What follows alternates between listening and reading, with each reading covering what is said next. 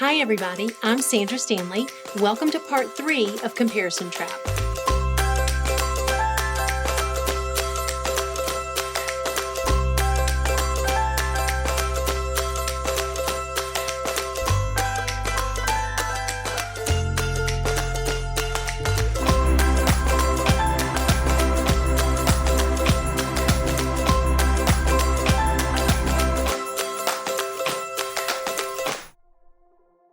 Today we're going to talk about something we love to hate, mirrors. This fascination started with the beginning of civilization.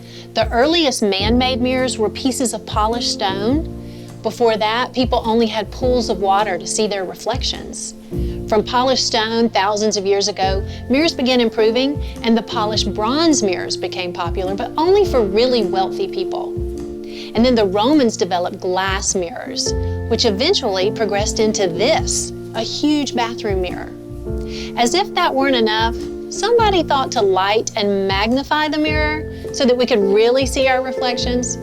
I'd like to have a chat with the person who developed this. It really makes me feel good about myself. Isn't it interesting that the parts of us we see in the mirror actually have far less impact on our happiness and contentment than what hides in our hearts? We spend a lot of time working on what we see in the mirror. We spend much less time working on what we can't see in our hearts. If we could see envy in the mirror, we wouldn't leave the house until it was fixed.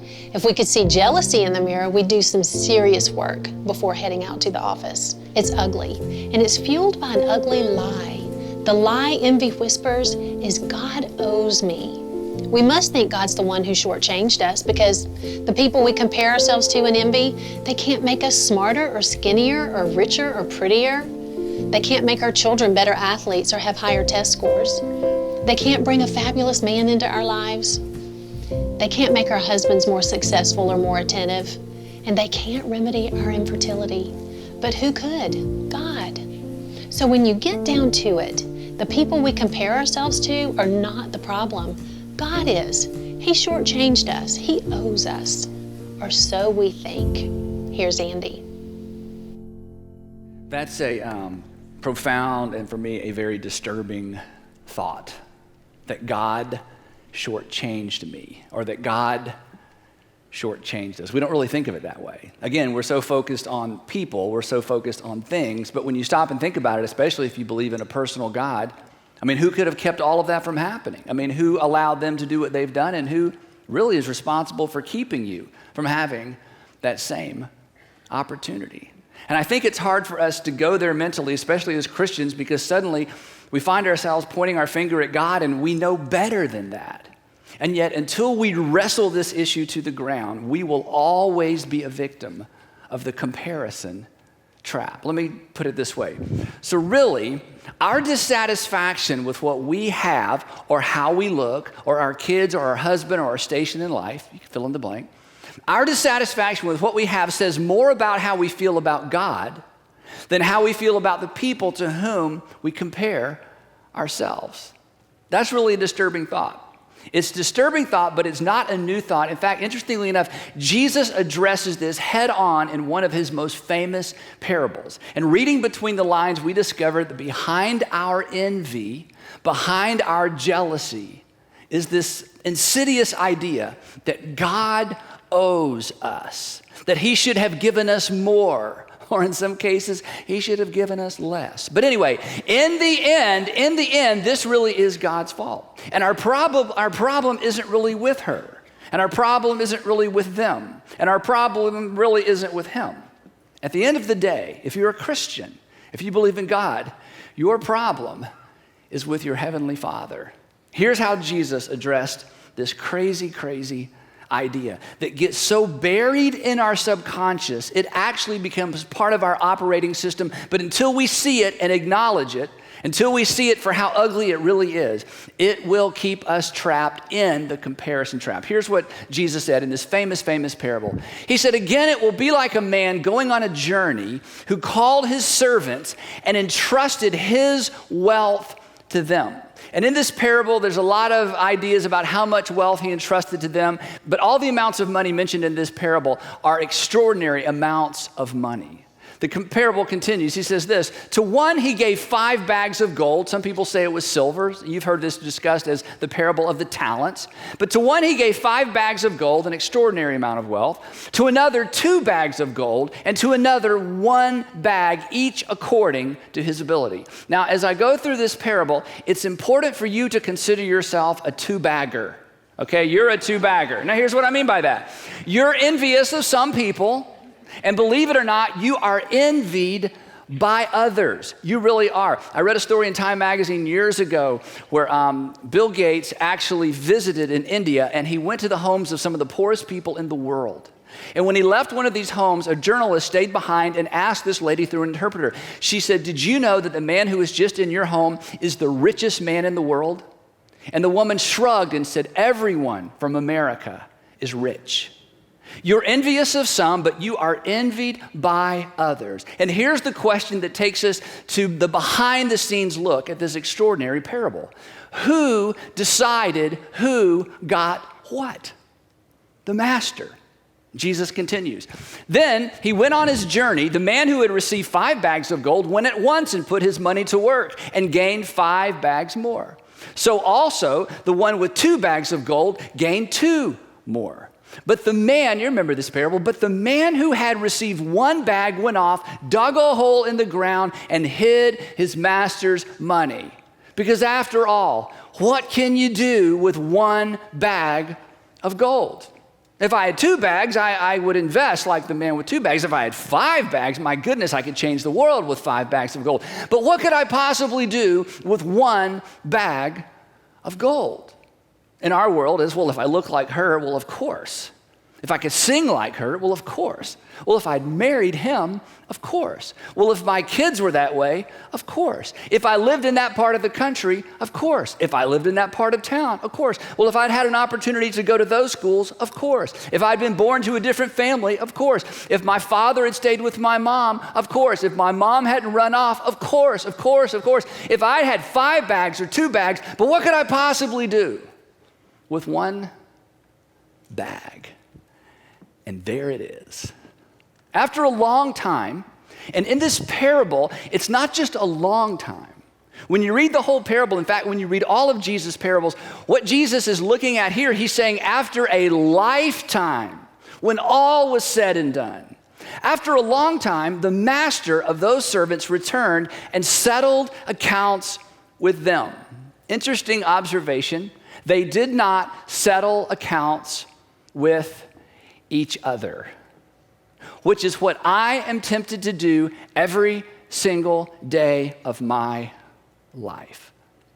The man who had received 5 bags of gold brought the other 5. Master, he said, you entrusted me with 5 bags of gold. See, I have gained 5 more. In other words, look what I did with what I had. Look what I did with what I had. Let's just say that together because it is really convicting. Ready? Look what I did with what I had. One more time. Look what I did with what I had. His master replied, well done, good and faithful servant. You have been faithful with a few things. And everybody in Jesus' audience gasped. A few things? 5 bags of gold or 5 bags of silver in that economy, that's an extraordinary amount of wealth. What do you mean he was faithful with a few things? That wasn't a few things to which Jesus would have said, compared to what? I will put you in charge of many things. Come and share in your master's happiness. The master is happy. Why is the master happy? Because someone doubled his money, perhaps. But as we read the rest of the parable, we discover that the master is happy because the servant did exactly what the master expected him to do. Look what I did with what you gave me. The man with 2 bags, similar situation. The man with 2 bags of gold also came. Master, he said, you entrusted me with 2 bags of gold. See, I have gained 2 more. Again, he says, look what I did with what you gave me. Let's just say it again. Look what I did with what you gave me. And his master replied, well done, good and faithful servant. You have been faithful with a few things. Wait, that's what you said about the other guy. I will put you in charge of many things. Come and share in my master's and your master's happiness. Then you remember this? And the third little pig went wee all the way home. That's kind of what you expect, right? Then the man who had received 1 bag of gold, and watch what happens. Now remember, this is not a true story. This didn't actually happen. This is a parable. Jesus makes up this entire situation in order to make a very specific point. And the point he makes is generally the point that takes precedent whenever this story is taught. But there's something that's so subtle here that if we miss this, we don't really get the main point of the parable. Look what happens next. The man who had received 1 bag of gold came. Master, he said, I knew that you are a hard man, harvesting where you have not sown, and gathering where you have not scattered seed. Before I tell you what I did with what you gave me, I just want you to know that ultimately, you are to blame. You chose what you left me with. So I was afraid. I looked at what these other guys did. Good grief, if I had 2 bags, if I had 5 bags, you gave me 1 bag. So I was afraid. I went out and I hid your gold in the ground. See, here it is, what belongs to you. Look what you did because of what you didn't give me. Look what you did because of what you didn't give me. Look what you did because of what you didn't give me. And there we are in the crosshairs of this powerful, powerful teaching from Jesus. His master replied, remember, this is a made-up story because we take this to unhealthy extremes theologically. His master replied, you wicked, lazy servant. And this little Greek word translated wicked could also mean worthless, which is probably a better translation because it goes along with the idea of lazy. You worthless, lazy servant. You have no worth. You did nothing with what I gave you. And the thing is, this servant didn't do anything bad. He just didn't do anything. And so the master says, so you knew I harvest where I have not sown and gather where I have not scattered seed. Well, then you should have at least taken and put my money on deposit with the banker so that when I returned, I would have received back with interest. Take the bag of gold from him and give it to the one who has 10 bags. Now, as I mentioned, when this parable is taught, we usually focus on what the servants did with what they were given. And in session 4 of this study, we're going to focus on what you do with what you're given. But there is a subtle point. There is something, again, that becomes an assumption that's not in our thinking, but an assumption in our attitude toward God that once it is unearthed and once we look at it, it is so ugly. It is so dishonoring to God. And I think this may be the key to finally breaking out of the comparison trap. The missing point is simply this. The master determined who got what. The master determined who got what? The unfaithful servant's frustration with what he did not have was actually frustration with his master. The unfaithful servant, his frustration about what he did not have was actually frustration with his master. And his frustration caused him to focus on the inequity instead of his opportunity. And so his master said, you could have at least placed it on deposit with a banker. Why didn't you think of that? And it's because there was such inequity in what was given. He missed the opportunity. Here's what I want you to hear, and this is hard. This is tough. This could be a breakthrough moment for some of us. Every minute you spend comparing yourself is a minute you spend subtly accusing God for shortchanging you.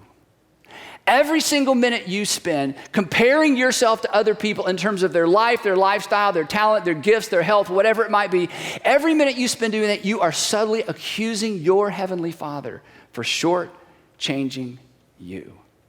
That at the root of our envy is this insidious, embarrassing idea that God owes us. And so once again, we find ourselves face to face with this indisputable reality. No matter which way we turn, no matter where we look, There is no win in comparison. Even in our relationship with the God who redeemed us through Christ, his Son, there is no win in comparison. The idea that God has shortchanged us is a hard one to admit. It's hard for us to admit this because he's God. It's so much easier to have negative feelings toward a person, isn't it? When we look at the characters, the stewards in the parable, it's best to identify with the one in the middle. There will always be people who have more and always people who have less. There will always be someone prettier and someone who wishes she looked like you. There will always be someone with a better marriage or relationship and someone whose relationship struggles more. There will always be somebody with more money or a better house or a nicer car and someone who thinks that what you have is all she'd ever need. But the interesting thing about the parable is that in the end, none of the servants are asked to give an account to the other servants. None of them were asked to rate how well or poorly the other two stewarded what they were given. They were required to give an account to the master, to show him what they did with what they were given. The same is true for us. God doesn't owe something to us, but he does require something from us. We're to take what we've been given, whether much or little, and steward it well. Is it possible that you're just a little bit mad at God for not giving you enough? Are you ready and willing to consider that much can be done with what you have been given? So this week, rather than looking around at what everybody else has, let's take a good look at what we've been given. Let's consider what we might do with what we already have.